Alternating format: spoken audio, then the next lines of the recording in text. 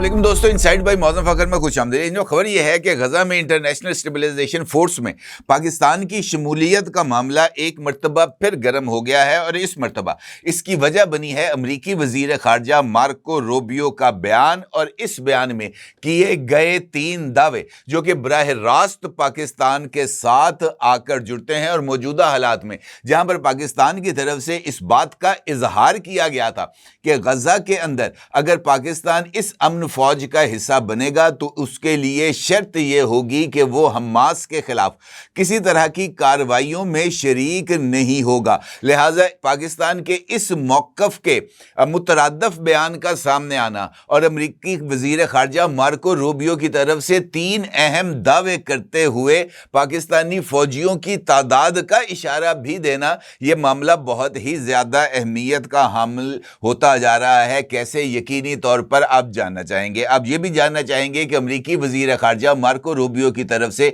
पाकिस्तान के हवाले से किए जाने वाले वो 3 दावे कौन से हैं और मार्को रूबियो का बयान किस तरह मौजूदा सूरत हाल में अहमियत का हामिल है, जब पाकिस्तान के army chief field marshal Syed Asim Munir के एक मरतबा फिर अमरीकी विजिट की खबरें भी सामने आ रही हैं, अगरचे दफ्तर खारजा की तरफ से इस हवाले से कोई वाज़े जवाब सामने नहीं आया। इस सारी सूरत हाल पर आपके साथ बात करते हैं, इन तमाम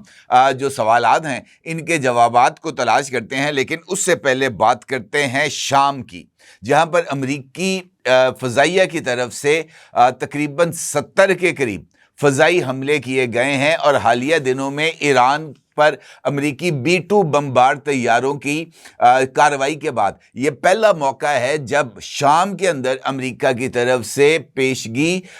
इतला के साथ ये जो फ़ज़ाई कार्रवाई की गई है। अमेरिका में हुकाम के मुताबिक अमरीकी फ़ौज ने जुमे को शाम में दाइश के दर्जनों ठिकानों पर बड़े पैमाने पर फ़ज़ाई हमले किए हैं। ये हमले अमरीकी एहलकारों पर होने वाले एक हमले के रद्द अमल में किए गए हैं। हालिया महीनों में अमरीकी क़यादत में कायम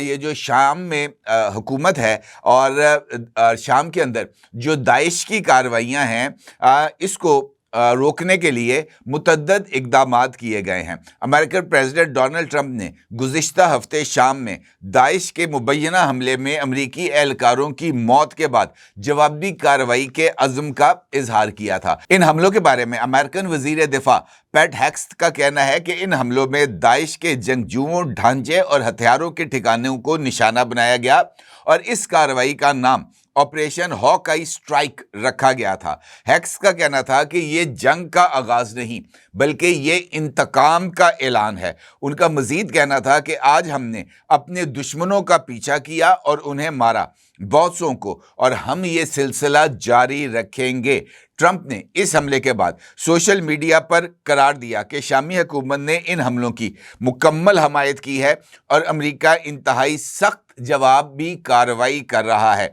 अमेरिकन सेंट्रल कमांड का कहना है कि इन हमलों में वस्ती शाम में 70 से ज़ायद अहदाफ को निशाना बनाया गया और यह भी कहा गया कि इस कार्रवाई में उर्दन के लड़ाका तैयारों ने भी मदद फराहम की है। एक अमरीकी एहलकार के मुताबिक ये हमले अमरीकी F-15 और A-10 तैयारों, अपाची हेलीकॉप्टर्स और हाई मार्स रॉकेट सिस्टम के जरिए किए गए हैं। शामी वजारत खारजा के बयान के मुताबिक शाम ने दाइश के खिलाफ लड़ाई के पुख्ता अज़्म का अदा किया है और इस बात पर जोर दिया है कि शामी सरजमीन पर इस ग्रुप के लिए कोई महफूज पनाहगाह मौजूद नहीं रहेगी। और इसके साथ साथ अमरीकी फ़ौज का यह भी कहना है कि वस्ती शाम के शहर पालमेरा में गुज़िश्ता हफ्ते को एक हमलावर ने अमरीकी और शामी अफवाज के काफ़िले को निशाना बनाया,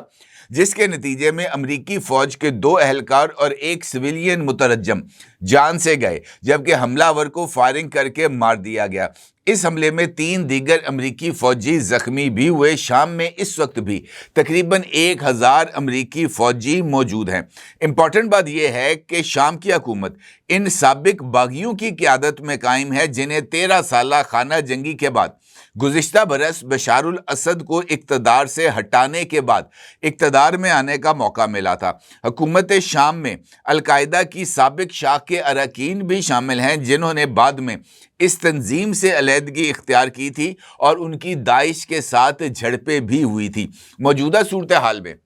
امریکی فوج کی یہ کارروائی انفیکٹ بہت زیادہ اہمیت کی حامل ہے، کیونکہ حالیہ دنوں میں شام اور اسرائیل کے درمیان جو کشیدگی تھی اس میں بھی اضافہ ہوا تھا، اور ابھی حال ہی میں اسرائیل کی طرف سے مصر کے ساتھ ایک طویل المیعاد منصوبے کی منظوری بھی دی گئی ہے، جس کے تحت اسرائیل مصر کو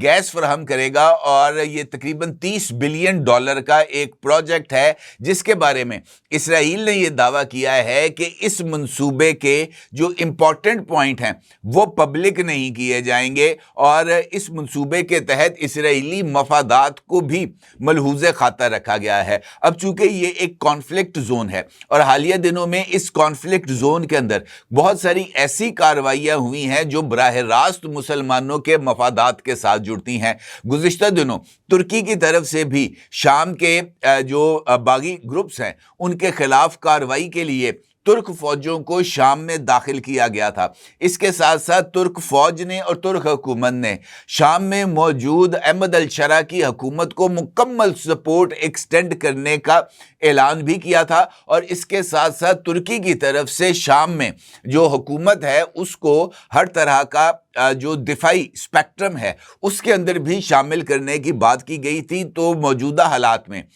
اس طرح کا جو اشارے ہیں وہ محسوس ہوتے ہیں جیسے شام، امریکہ اور ترکی داعش اور دیگر جو علیحدگی پسند گروپس ہیں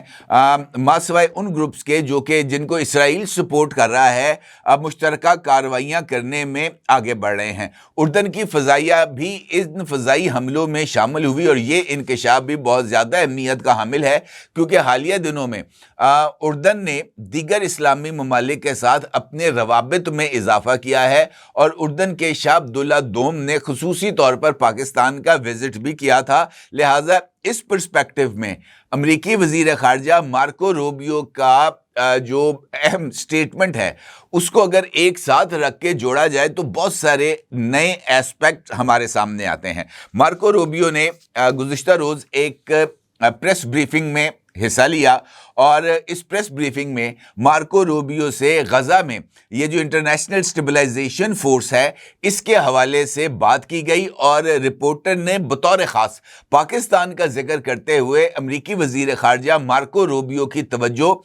اس عمل کی طرف دلوائی کہ کیا پاکستان جو ہے وہ اس انٹرنیشنل اسٹیبلائزیشن فورس میں شامل ہوگا۔ تو امریکی وزیر خارجہ کا یہ کہنا تھا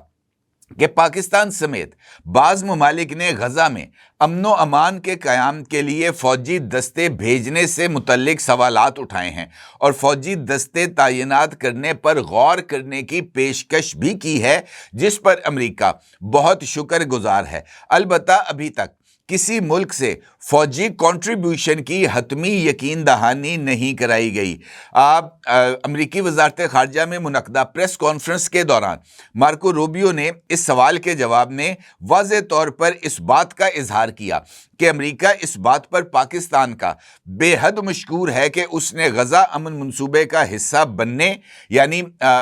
جو ہے اپنی فوج غزہ بھیجنے یا کم از کم اس پر سنجیدگی سے غور کرنے کی پیشکش کی ہے۔ مارکو روبیو کا کہنا تھا کہ ان کے خیال میں پاکستان سمیت دیگر ممالک ابھی کچھ اہم سوالات کے جوابات چاہتے ہیں، جن کے بعد ہی امریکہ کسی ملک سے یہ کہہ سکے گا کہ وہ غزہ امن منصوبے کے لیے اپنی خدمات پیش کرے۔ البتہ ان کا یہ کہنا تھا کہ انہیں پورا یقین ہے کہ کئی ایسے ممالک موجود ہیں جو اس تنازع میں شامل تمام فریقوں کے لیے قابل قبول ہیں، جو آگے بڑھ کر غزہ استحکام فورس کا حصہ بن سکتے ہیں۔ اب امپورٹنٹ بات یہ ہے وہ انکشافات جس کا ذکر میں نے آپ کے ساتھ کیا۔ ان انکشافات میں ایک انکشاف تو یہ سامنے آ گیا کہ پاکستان نے غزہ کی یہ جو انٹرنیشنل اسٹیبلائزیشن فورس ہے اس کے اندر شمولیت پر آمادگی کا اظہار کیا ہے، یا آمادگی کا اظہار کرنے پر غور کرنے کا، یعنی فوج بھیجنے پر غور کرنے کا یقین دلایا ہے۔ البتہ یہ جو غور کرنے کی پیشکش یا فوج بھیجنے کی پیشکش ہے یہ کنڈیشنل ہے۔ مارکو روبیو نے اس بات کو واضح طور پر تسلیم کیا کہ چند سوالات ہیں جن کے جوابات ملنے کے بعد ہی فوج فوج بھیجنے کا فیصلہ کیا جائے گا تو اس کا مطلب یہ ہے کہ پاکستان کے نائب وزیر اعظم اور وزیر خارجہ جناب اسحاق ڈار صاحب نے گزشتہ دنوں ایک پریس کانفرنس میں اسی حوالے سے جس سوال کا جواب دیا تھا جس میں ان کا یہ کہنا تھا کہ پاکستان فوج بھیجنے کے لیے تو تیار ہے لیکن حماس کو غیر مسلح کرنے کے کسی عمل میں شریک نہیں ہوگا. یہ پاکستان کی ایک سٹیٹڈ پوزیشن تھی جو کہ نائب وزیر اعظم کی طرف سے سامنے آئی. اور گزشتہ دنوں پاکستان کے وزارت خارجہ میں جو ترجمان ہیں طاہر اندرابی، انہوں نے بھی ایک ہفتہ وار پریس بریفنگ سے خطاب کرتے ہوئے اسی نوعیت کا سوال کا جواب دیتے ہوئے کہا تھا کہ پاکستان نے ابھی اپنی فوج بھیجنے کا فیصلہ نہیں کیا. پاکستان پہلے جو تمام تر تفصیلات ہیں انٹرنیشنل اسٹیبلائزیشن فورس کی تشکیل اور اس کے مینڈیٹ کے حوالے سے، جب تک وہ تمام یعنی ٹرمز آف انگیجمنٹ یا ٹرمز آف ریفرنسز جب تک تشکیل نہیں پائیں گے، پاکستان اس وقت تک اپنی فوج کو بھیجنے پر جو ہے وہ کسی طرح کی کوئی یقین دہانی نہیں کرائے گا. یہ سوال اس وجہ سے بھی اہمیت کا حامل ہے کہ گزشتہ دنوں پاکستان کے چیف آف ڈیفنس فورسز اور آرمی چیف جناب سید عاصم منیر کے امریکہ جانے کی خبر سامنے آئی تھی، اور یہ خبر بھی سامنے آئی تھی کہ ان کی اس وزٹ کے دوران امریکن پریزیڈنٹ ڈونلڈ ٹرمپ کے ساتھ بھی ملاقات ہوگی. البتہ امریکہ اور پاکستان دونوں نے ڈونلڈ ٹرمپ کے ساتھ فیلڈ مارشل سید عاصم منیر کی ملاقات کے حوالے سے واضح طور پر یہ بات کہی کہ اس طرح کی ابھی تک کوئی تجویز یا ایسا کوئی ملاقات ایجنڈے پر نہیں ہے، اور نہ ہی امریکن پریزیڈنٹ کی مصروفیات میں فیلڈ مارشل سید عاصم منیر سے ملاقات شیڈول ہے. البتہ صورتحال میں جو سنجیدگی یا اس وزٹ کی نوعیت کے بعد کسی طرح کا کوئی جائزہ لیا جا سکتا ہے. پاکستان کے دفتر خارجہ نے واضح طور پر اس بات کا اظہار کیا تھا کہ ان کے علم میں ابھی تک اس طرح کا کوئی وزٹ موجود نہیں ہے. وہ وزٹ اگر ان کی پریس بریفنگ کے بعد پلان ہو جائے تو یقینی طور پر اس پہ ان کا کچھ کہنا نہیں ہے. البتہ اسی پریس کانفرنس کا جو دوسرا انکشاف تھا وہ واضح طور پر اس بات کا ذکر تھا کہ امریکی دفتر خارجہ نے جو ہے وہ قطر کے اندر 45 ممالک کا ایک اجلاس منعقد کیا تھا، اور اس اجلاس کے اندر پاکستان سمیت جو ریجن کے یا دیگر مسلم ممالک ہیں انہوں نے اس اجلاس میں شرکت کی تھی. اور اس اجلاس کے اندر 70 سے زائد ممالک نے فوجی یا مالی تعاون کی درخواست کی ہے، اور اب تک 19 ممالک نے فوج، لاجسٹک یا ساز و سامان کے ذریعے مدد فراہم کرنے پر بھی اپنی آمادگی کا اظہار کیا ہے. اس کے ساتھ ساتھ یہ بات بھی سامنے آئی تھی کہ یہ جو امریکی سینٹرل کمانڈ اور محکمہ خارجہ کے ذریعے اجلاس منعقد ہوا تھا، اس اجلاس میں حتمی طور پر غزہ میں امن فوج بھجوانے کے حوالے سے کسی طرح کا کوئی فیصلہ نہیں ہو پایا تھا، کیونکہ رکن ممالک یا اس اجلاس میں شریک ممالک یہ جاننا چاہتے تھے کہ ان کا مینڈیٹ کیا ہوگا اور کیا ان کے مینڈیٹ کو اقوام متحدہ کا کور حاصل ہوگا، اور اس مشن کی نوعیت کیا ہوگی. جب تک اس کی تفصیلات سامنے نہیں آئیں گی اس وقت تک آگے نہیں بڑھا جائے گا. البتہ اس کے ساتھ ساتھ یہ ذکر ڈپلومیٹک ذرائع سے، یہ جو پریس بریفنگ تھی مارکو روبیو کی، اس میں اس بات کا ذکر کیا گیا کہ پاکستان 3500 فوجی ISF کا حصہ بنانے کے لیے بھیجنے پر غور کر رہا ہے، لیکن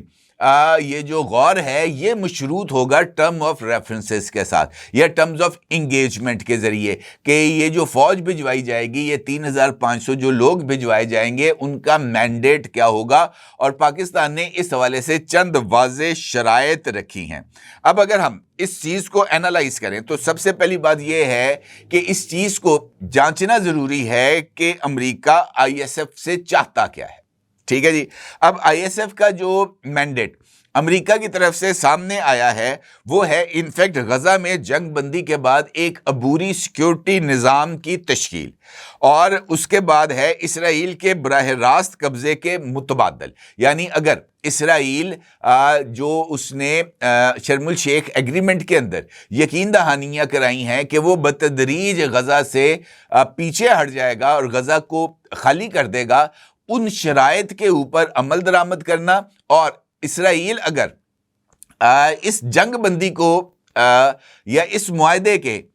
خلاف ورزی کرتا ہے تو پھر ایسی صورتحال میں یہ جو امن فوج ہے وہ کس طرح کا رسپونڈ کرے گی۔ اس کے ساتھ ساتھ اس آئی ایس ایف کا جو مینڈیٹ ہے، جس کا اعلان کیا گیا ہے، وہ ہے فلسطینی علاقوں میں امن، نظم و نسق اور ڈی ملٹریلائزیشن کرنا، اور اس کے لیے حماس کو غیر مسلح کرنا اس مینڈیٹ کا ایک حصہ ہے۔ البتہ فورس کا مینڈیٹ ابھی تک غیر واضح ہے، اس کا کمانڈ سٹرکچرز، اس کی فنڈنگ، اس کی رولز آف انگیجمنٹ یہ ابھی تک زیر بحث ہیں، اور فلسطینی ٹیکنوکریٹ انتظامیہ اور پیس بورڈ کب تک قائم ہوگا اور وہ کب فلسطین کا یعنی غزہ کا کنٹرول سنبھالے گا، اس کے بارے میں بھی ابھی تک جو تفصیلات ہیں وہ سامنے نہیں آ سکیں۔ حماس نے اگرچہ یہ جو غیر مسلح ہونا ہے اس کو مشروط طور پر قبول کیا ہے، اور اس کے لیے دو شرائط ہیں۔ ایک یہ کہ اسرائیل غزہ کو خالی کر دے گا، دوسری شرط یہ ہے کہ آزاد فلسطینی ریاست کے قیام کی واضح یقین دہانی، واضح روڈ میپ ہوگا تو حماس اپنے آپ کو غیر مسلح کرے گا۔ یہ اس کی جو تشکیل کی جو بنیادی چیزیں ہیں وہ سامنے آئی ہیں۔ اب دوسرا نقطہ ہے یہ جو اجلاس اور ڈپلومیٹک ذرائع سے 3500 فوجی بھجوانے کی حقیقت۔ یہ جو 3500 فوجیوں کی حوالے سے بات ہے تو اس پر ترجمان دفتر خارجہ کا یہ کہنا ہے کہ حتمی فیصلہ اس حوالے سے نہیں کیا گیا جب تک یہ جو رولز آف انگیجمنٹس ہیں یہ طے نہیں کیے جائیں گے۔ اب یہ جو عدد سامنے آیا ہے یہ ممکنہ طور پر امریکی دباؤ یا میڈیا لیک بھی ہو سکتا ہے تاکہ پاکستان کو پبلکلی کمٹ کرایا جائے کہ وہ فوج کو بھیجے گا یا فوج کو نہیں بھیجے گا، اور اگر پاکستان اس بات کو پبلکلی کمٹ کرتا ہے کہ جناب وہ اپنی فوج بھیجے گا تو پاکستان کی اس کمٹمنٹ کے بعد دیگر اسلامی ممالک کو اس بات پر قائل کیا جا سکے کہ وہ بھی اپنی فوج کو غزہ بھیجنے کے لیے تیار ہو جائیں۔ یہ پیشکش میرے نزدیک پاکستان کے لیے سمپلی یس اور نو کا آپشن نہیں ہے، یہ سادہ سوال نہیں ہے، بلکہ پاکستان کے نزدیک اس یس اور نو کے لیے مینڈیٹ کی تحریری ضمانت، نیوٹرل کمانڈ سٹرکچر، واضح ایگزٹ اسٹریٹجی،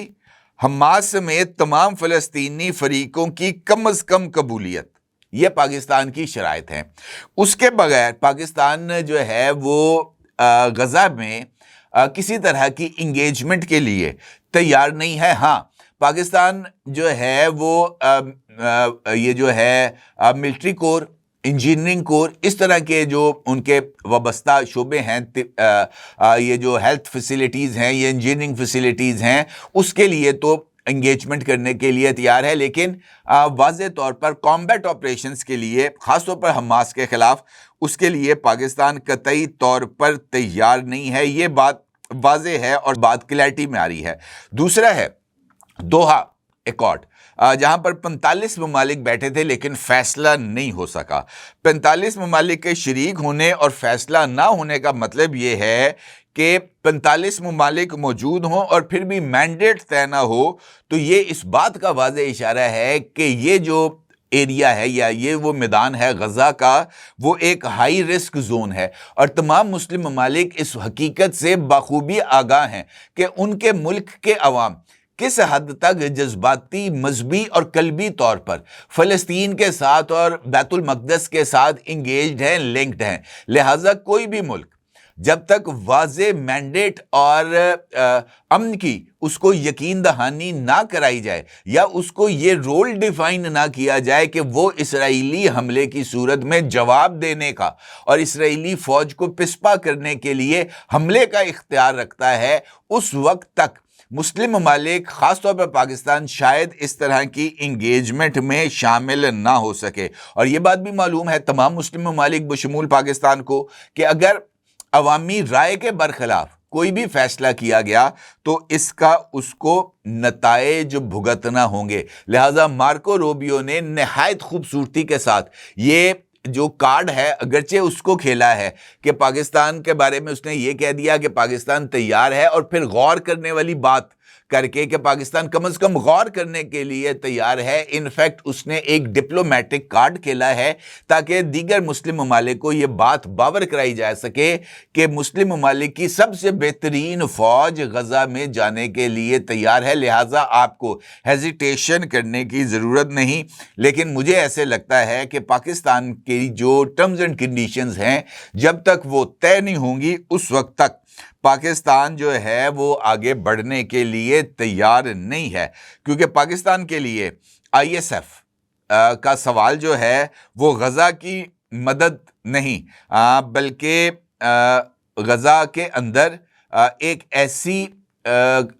ایسی فورس کے طور پر جانا ہے جو غزہ کے مسلمانوں اور فلسطینیوں کا تحفظ کر سکے. اگر اس مقصد کے لیے پاکستان نے جانا ہے تو یہ جو کام ہے اس کو ہم ویلکم کال کہہ سکتے ہیں. ادروائز یہ میرا خیال ہے کہ ایسے ہونے کے امکانات بالکل نہ ہونے کے ہی برابر سمجھے جائیں تو بہتر ہوگا. اپنے جگہ ضرور اظہار کیجیے گا. آپ کو بہت شکریہ. اللہ حافظ.